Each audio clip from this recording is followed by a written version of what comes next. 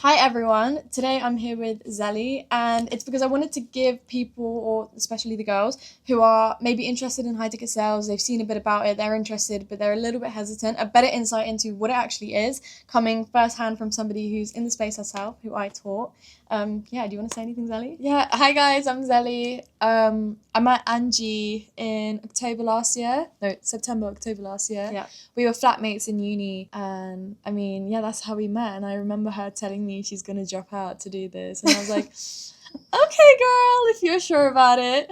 But I guess now I'm doing it. She's my teacher, so amazing. Okay, Zelly, let's start with a bit of context on who you were before you even got into sales. So, what kind of jobs you were working, what your life looked like, what your mindset was like. Give us a bit of an insight on that. At 16, I started at McDonald's. I was a Nepo baby because my sister used to work there. And then I kind of hopped around restaurants, cinemas, bartending, waitressing mainly. And to be honest, it sucked the soul out of me. Like, there was a place where I was getting paid £9 an hour. Oh, I've been worse. I've been paid £5 an hour before, what? When I was 13, yeah. That's crazy. But yeah, I've been working since I was 16. I'm 21 now. And mate, I was in the trenches. And what about like your mindset before? Obviously a lot of people, they work these jobs and they're fine with it, but obviously you said you were in the trenches. Like, yeah. What were you thinking and feeling while you were working these jobs? No, I always knew, like, I guess I was destined for more. Like, I always knew I wanted a high paying job, but not like, I don't know, 50k a year. Like, I knew I wanted way, way, way to higher. Be rich. Yeah, no. Because some people say rich, but they mean like 40k, but I mean like generational wealth. Yes, that's exactly. Like, I wanted to leave, like, not a legacy for my kids, but something substantial that they could like build something exactly, real. Exactly. Yeah. And yeah, I knew that these jobs weren't going to get me that. And I had managers who were like 50 and 40 who would project their anger into you and their disappointment. And I knew I did not want to be like them.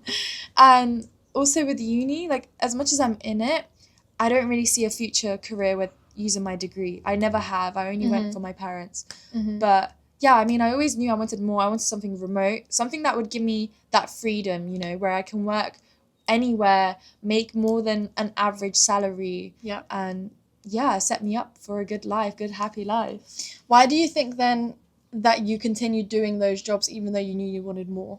Well, you know what? I did look around at stuff. Like, my friend Bradley, shout out. Yeah, Bradley. He does real estate, and I would kind of work with him and his other business partners. But again, it felt like it's good, it's amazing, but there's not the remote aspect of that. And I knew I wanted that especially as well, because I love traveling. We're in Spain right now, guys. Yeah. You can't tell. Marbella. I did obviously look at other options, but I just felt like nothing was kind of just how I wanted it to be. So when she first started speaking about it, like about Daniel, her boyfriend, who got into it before me, that's how I got into it. Yeah, I was just kind of like, it sounds well and good, but is this safe? Like, is it actually gonna work? Which is where my mindset was really good already, but I feel like I didn't have that input-output sort of mindset, that if I actually put in the work, what's going to stop me from getting there? If Daniel's doing it, if she's doing it, like, what's the difference between us? Just how we think. For a bit of context, we met in September, and at that time I was appointment setting still, and Zelly knew that because I had talked about it a bit, but she actually didn't ask me for help until December, and then properly asked me again in March time. Yeah. So what do you feel like it really was? Despite obviously seeing me do it, I was also traveling at the time, so there was kind of that social proof. Yeah. Like, what do you think it was that held you back from actually taking that step to properly ask me for help? You know what? I feel like Jobin, other flatmate, shout out Jobin, he was doing it as well. And we even actually nicknamed Angelina Granny Ange because she'd always be locking in her room, she'd always be doing her appointment setting, and I did kind of look up to that, like that was something she's interested in, but I genuinely did not understand what it was about at all, and for some reason I didn't actually ask, so that conversation never really started, and I guess it was my fault. Guys, they would make so much fun of me because I'd be like, guys, I've got a role play now. Yeah, I was on my grind. I was practicing, like, if you're in my community, and I'm telling everyone, do role plays every single day. Oh my God. They were taking the piss out of me. I'd be like, yeah, I've got a role play now, guys. Sorry, I can't. It's like, I can't play cards tonight. We had a beanbag that she bought in our kitchen. She'd be like sat in the kitchen, her big headphones in, like, Watching Looms. yeah, watching Daniel's school Yeah. courses. I remember that, and you'd be taking notes. And I did ask once. I think once I asked, like, yeah. I Like, what are you doing? very briefly asked, like, if I could watch them as well or something. Mhm. But it was so brief. It was just like, nah. So I joined uni in September. I only actually lasted about 3 weeks before I unenrolled. Yeah. But I was living there until December. I did take a month to go to Cyprus where I was working with a bunch of other high ticket salespeople, which is awesome.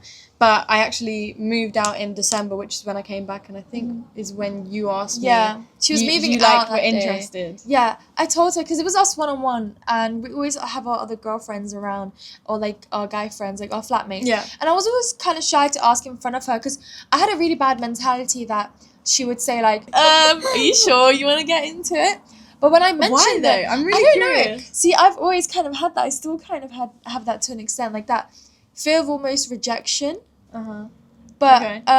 or not even that, actually, more like fear of success. Fear that this would actually pop off. So why would that scare I don't you? know. It makes You no know what? sense. You know, it's not rare that a lot of people have Yeah, that. I know that. A lot of people I think- have that. But I think that the fear of success is sometimes more The fear tied of to the trying fear- as well. Yeah, fear of trying, but that only comes from a fear of failure. Failure, right? yeah. I had that. But it's like had I that. think I'll be some honest. people have a fear of success, but they don't fear the success. They fear what it takes to get to the Yeah. success, right? Like they know that getting to success is going to take hard work, and that feels uncomfortable, and that's what they're more unprepared for.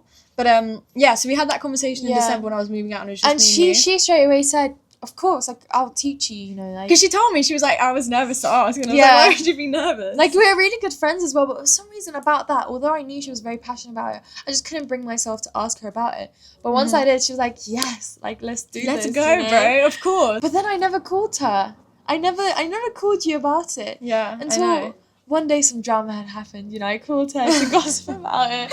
And then I just put it all in there. Yeah, like, we spoke about this. What do you think? And she was like, why didn't you call me earlier? Like, she was I literally was like, if you would just actually Yeah. look in and ask me, let's do this now, I would have sat down and done it there and then. yeah, you know? yeah. If you said to me in September, like, She started asking me these deep questions. I didn't expect that. I expected either like a nah or like a yeah. But she started asking me, okay, like, why did it take you this long? And I had to think, and I was like, you know what, you're holding me really accountable right now. I was like, fair enough. And I actually thought, and I was just like, nah, like, I have to start. I have to do this. Like, I was like, she's going Cyprus, Marbella, like, she's going all over. Miami. Yeah. So I was like, no, like, that's Angie, she's doing it. I need to do it too, you know? But yeah, and then the same day, we made a plan and we started doing calls and learning the course and stuff like that. I want to also ask about your experience with the actual learning process. Like, first of all, was sales what you expected it to be? Like, yeah, just kind of go off of that. I didn't expect it to be that straightforward, to be honest. I expected there to be more like number stuff, like almost like a degree. I don't know how to explain it. Mm-hmm. I had like a different perception of it, but when you explained it, it was actually very clear cut on exactly how like the strategy and like the layouts and the Mm-hmm. I guess like appointment setting, then closing, then the management, all that stuff like became really clear. And I was like, well, why have I taken so long like to actually start? Because like I didn't regret it necessarily, but I was like, I had 4 months to start this and I took so long. But you know, it happened when it happened, and the learning process was really good. I mean, Angelina, the one-on-ones, it wasn't just about learning it. It was like about your mindset, your mentality. I mean, sales is deeply rooted Bro, in mindset. I was about to ask you, because I think a lot of people who see my Instagram, my reels and all of that, they probably don't even realize I do sales because I talk just about like mindset stuff. How relevant now would you say that mindset and all of that stuff you've learned is to sales? Because I think people think I just yabber on and on about it, but it's literally, it is it. It is. Right? I mean, I feel like we already spoke about mindset a couple times before sales even. Yeah. Because I've always been very big on mindset, like journaling, meditating, praying. It doesn't even have to be to a god, you know, just speaking, being mindful, and like, I guess the law of attraction, assumption, manifestation, all this stuff. Like, we had chats about it. But I never would have thought it'd be so deeply rooted in sales. And what I found is like people who are quite big on sales, they're either like they have a faith or they're quite spiritual. Yeah. I've actually found that. But yeah, it's I really think interesting. They also just have such a strong understanding of themselves. 100%. They're Because- conscious. Yeah, because the thing is as well, like, as you know from being in sales now, if you don't understand things about yourself, how are you going to understand those same things about other people, yeah. right? And again, even with appointment setting is like scratching the surface, but then closing goes deeper, right? Yeah. But you will realize that like the reason why the person is booked in a call with you is even signing up for anything is because there is some goal that they've wanted to get to, and the only thing stopping them getting there is some kind of themselves. limiting belief within Yeah. themselves, some kind of mental block that we just use our understanding of mindset to help them get It's through. just logic, actually. It's just removing emotion and just Yeah. looking at the logic and explaining why that doesn't make sense. That's literally what sales is. That's like Like, objection. low-key. Yeah, exactly. Literally. And I think objections and stuff, like objection handling, doing like the more difficult stuff. Again, it all stems from mindset and how you think and how you feel about yourself, and I think mindset. It's not just for sales. Like I think daily life. It really helps people in general, and it helps better yourself, better your character. It makes you a more calm person. You know, say you're like in traffic, road raging.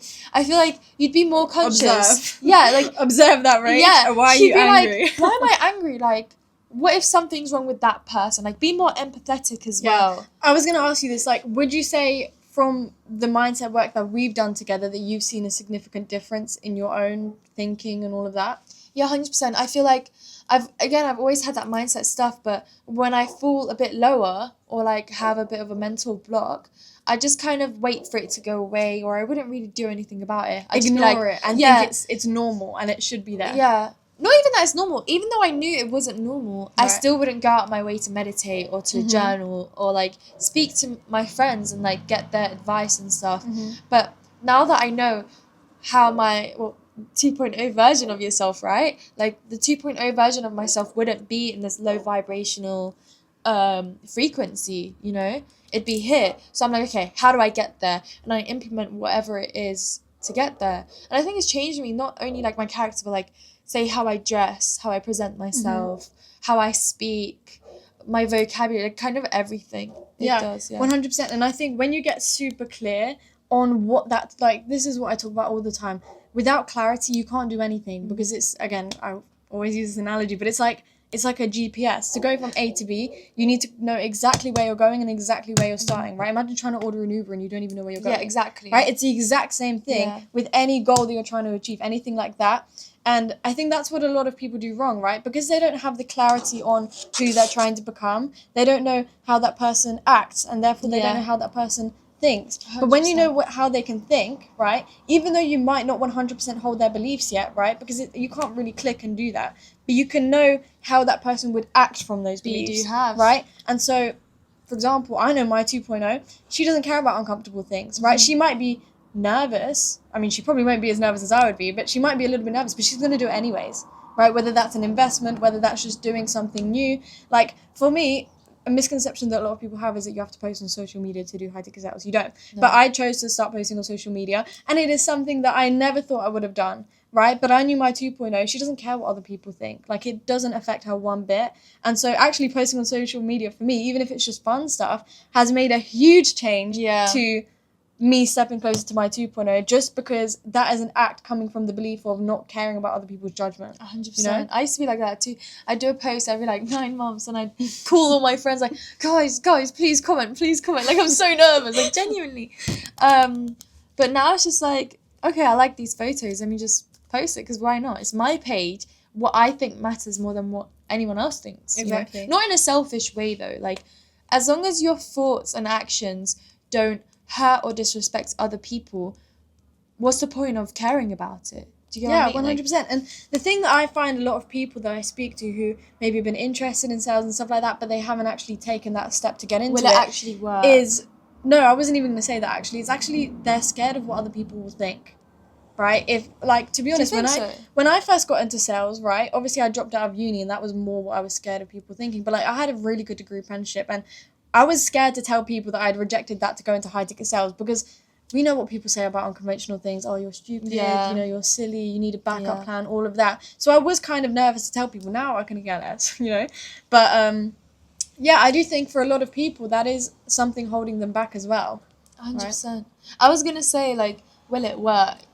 I feel like that was kind of my mentality, and like other people who I've seen who have texted me about what I do, they're like, will it work though? And I'm just like, Well, why would it not? As long as you do the work to get there, like, why would it Listen, not? I understand the skepticism. Like, I'm never going to be the person who says, no, everyone's nice, Yeah. everyone's real. Like, I understand why people are skeptical, but I think what should be not overarching, but like what should outweigh that skepticism is the knowledge that the current position you're in has come from all of the actions you've taken. And if you don't take different actions, even if that is a risk, like investing into something, then you're never going to get different results. 100%. And so you're not going to get to those goals because it takes different actions. And the thing is, I would say if you are able to, for example, for Zelly, she's seen me do it firsthand, right? For the people that I know who I've helped out as well, they've seen me do it. And so if you were able to find a proven vehicle, there shouldn't be a question of if you can do it. Right, there are people always say, but I'm too shy, but I've never done sales before, right?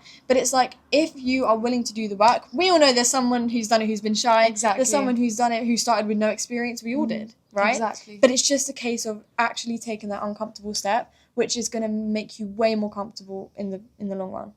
Yeah, I mean, you said it all. Yeah. And also, you have to think about some mentalities. Like, is this a thought? This is what Angelina taught me, actually. Is this a thought that's serving you, or is it holding you back from progressing? That's literally it. Yeah, 100%. Like, for me, with my mindset, one of the most beneficial things that I'd say I've learned from coming into sales and just generally learning mindset is learning to observe my thoughts. So, like, anytime I feel my state get affected, right, whether I get anxious, You do that to me I as get well. angry, I'll literally tell people observe. Yeah. Like, Yeah. if I see people get angry, I'll be like, observe that. But anytime I get angry, anxious, like all of those kind of negative things which make me less productive, less feeling good, I Low now vibrational. I'm able to separate myself from that emotion and actually look at it as if I'm like looking at a cardboard box. There's no emotion attached there, right? And I'm able to look at that and see where that's coming from, because 99% of the time that is just coming from some kind of emotion that I've attached to a past experience, and it's just inaccurate and it's not serving me, right? And so then when I realize where that's coming from, I can flip the meaning, and it's just made my overall state so much better. Yeah. Like, I think for me that's the biggest mindset shift that I've had Yeah, since 100%. I mean, starting if you anything. take emotion out of, like, say, even a memory, it becomes a lesson, I think being so... I was gonna say Clark.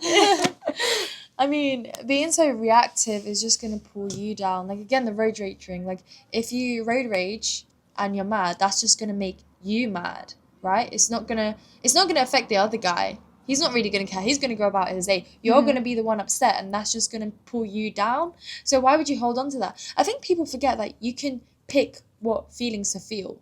Like, it's not out of your control. Like, oh my God, I have to be angry because he did that, so it makes me angry. Do you get what I mean? Yeah, that's the point of observation, though, right? Because naturally we're humans, we have like those emotional connections not with saying past don't experiences so deeply embedded in us. So we're not saying that those natural emotions are going to pop up, Yeah. but the ones that don't serve us, we are able to look at why they're there, and sometimes even if they're valid, we can just understand them. And it's the same with when you're talking to prospects. This is why I say so much of sales is just purely mindset. If we see somebody super emotional, super angry, we can now, because we've done it ourselves, we can now observe that and actually help them understand where they're coming from to help them make the most logical and rational decision for themselves, which 9 times out of 10 is making a change, right? Which benefits us and benefits them. What would you say has been the most rewarding thing for you since getting into high ticket sales? I feel like seeing your hard work actually pay off, because I tried so hard during the courses, and there were times where I said, Annie, like, I don't know if I can do this. Like, there would be setbacks, like little setbacks, say like my tonality was 100%. bad. And I'm like, oh, can I actually fix this? But I stuck with it, and then now that I'm a point that I have a job that I'm incredibly happy with, I might even offer stack and kind of be able to put even more effort into both the roles. It's going to be really nice. It already is really nice putting in that input and seeing that output come out, and like seeing myself get rewarded, and it kind of pushes you to do just a bit extra, even on the days you're feeling down and like a bit demotivated. It does motivate you. I feel like a base pay job, there's no Like a motivation salary, like in a it. normal Yeah, salary sorry, type like a job where you're salary. getting paid the same amount each month. I feel like that wouldn't motivate me as much as a commission-based job. Like, I'm not saying it's bad. Like, if that's something you want to do, fair enough. But I feel like personally, a remote job, and especially one where it's very flexible, I can pick my hours. And the fact that it's commission-based, it just pushes me to work a bit extra harder, you know, hit a bit above KPIs and actually like seeing it work out, if that makes sense. I think that's so good because with appointment setting, for example, you typically have KPIs, right? So you have a certain amount of, say, phone calls you need to do in a day. And the great thing is, let's say that takes you maybe 3 hours to do. Not even. Well, yeah, but let's say it did. Yeah. Like, if you want to make more money and you want to be, you know, putting in more inputs, you can say, let me just do another hour. Yeah, Right? exactly. Because, I mean, guys, especially if you're a uni student, if you're anybody who has free time, I know we have way more free time. If your screen time is more than, like, 2 hours a day on TikTok and Instagram, you've got time, right? You can be no putting that excuse. into so much more productive things. Even outside of sales, like, just, like, yeah. being mindful of that stuff because you like can reading put it a into so book, much more. doing colouring is so much better than screen time. Do you get what I mean? Like, I know. Yeah, we sound like unks. Yeah, but it's just so much better for you, and that's like fake. We were speaking about this the other day. That's fake dopamine. You know, the dopamine you get from screen time is just like, it's fake. It's not real. Like, we are away together right now. Fully funded by High Tech Sales, by the way. But we were literally talking about, obviously, you know, it's so nice to have a holiday, but we both can't wait to get back home and get into that locked-in routine. Like, doing all of our proper inputs. Because, yeah, we've been doing stuff here, but it's been way more relaxed. It's which just is a fun benefit to work as well. Like, Yeah. I'm looking forward to going home, having my routine, like getting up at 8 a.m., you know, joining my meetings when I need to, and then doing calls with real people, with kind of real stories, and like knowing I might be able to help them just a bit to make themselves feel better about themselves. Obviously, it depends on what offer you're on, but it's just like, I don't know, I really enjoy doing that, and it's exciting. I'm excited to go home and work.